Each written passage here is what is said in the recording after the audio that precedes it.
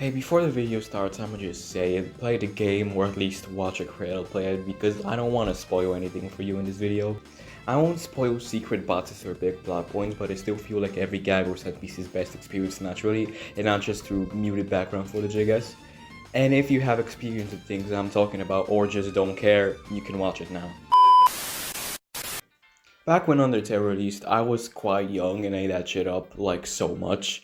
The gameplay, the writing, the comedy, the characters, and just the overall vibe, it was really amazing, honestly. I watched every YouTuber play it, watched comic dubs, fan animations. Most of my music tastes at the time were fandom songs, and you can bet Undertale was one of those fandoms. Not only was I obsessed, the whole internet fell in love with this game. Toby Fox became one of the most recognizable gaming developer names overnight, and it's deserved because he really had something with Undertale. The game is gigantic, of course. And 2015 was such a different time where the concept of indie games was still just about getting big. Like, of course, small developer teams have always existed, but one guy making a 10-hour adventure, not only is that impressive today, but it was like 3 times as impressive 10 years ago. 3 years later, Deltarune releases, and I know most people hold Undertale near and dear to their hearts, but I've always had a somewhat more personal attachment to Delta. I don't know, not only is it more colorful and has more detailed combat, which I love so much, I've always had such a large love for stories about groups of friends going on adventures throughout an unknown land, I guess, so I've always just loved Deltarune for that. And the game has always felt like Undertale, but with just even more variety, you know, so that's also a plus. The first 2 chapters of Delta have always astonished me because I have played so many massive open world adventure games, and few of them have been as fun, have shown as much personality as these simple retro-style RPGs that I can beat in a single afternoon. I will probably make full videos on Undertale and Delta's chapters 1 and 2 at some point in the future, but for now, know that I put them at a 10, an 8, and a 9 respectively. As someone who is very familiar with them, it's an understatement to say I was freaking out when I was watching the Nintendo Direct until chapters 3 and 4 get announced, and I have been counting the days until they are out. So what do I think of them? Well, chapter 3... I have some stuff to say about Chapter 3. The synopsis of Chapter 3 is that our heroes go on a game show hosted by Antenna, a living TV, and it's a pretty fun time, I guess. The big thing you're doing is playing throughout this NES style portion, and I've never been the biggest fan of the old Zelda games, but it's fun enough even if it is kinda long.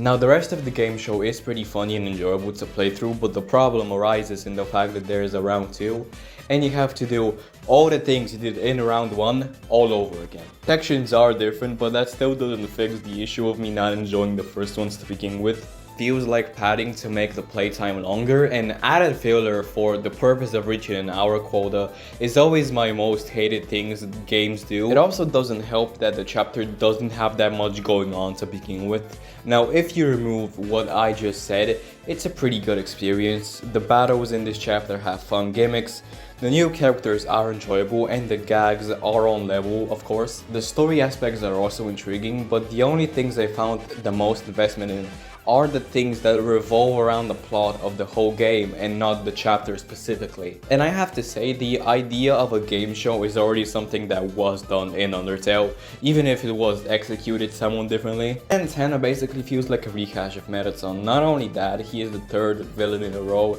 to be comedic and fails to be intimidating even more than the others. But I do like the fact that he's 3D with a bunch of funny dances and shit. I assume they used the Donkey Kong Country route where they made a 3D model and just bit crushed it to make it fit. The music is still amazing as expected from Toby Fox, and the ending, which I'm not gonna show of course, intrigued me a lot and made me mad I had to go to bed because I had shit to do tomorrow. With all the gripes I have with it, it's still a Deltarune chapter at the end of the day, which is basically the same thing as a middle-of-the-road house build on top of an amazing foundation. It's good enough, and that's why I'm giving it a 6 out of 10, and god does that feel wrong. 4, on the other hand, is a completely different story. The first hour is spent in the light world, and it's the most we've ever explored the town. The town is so cozy and full of life.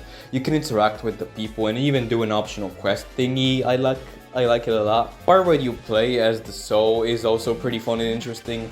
Now, when you finally get into the Dark World, everything gets even better. You meet that turtle guy who has a shop in Undertale, and he's such a fun character. The combat is still amazing with nice gimmicks. The theme of the world was the church. It was really cool looking with moving books everywhere, these pulp looking NPCs, and this climbing thing you can do, which was a nice change of pace. And even though the chapter is the longest one yet, it manages to find ways to keep you engaged and includes some variety. But there were a couple moments where I felt like it was too long-winded and could have been shortened, but they didn't last so long when the story continues.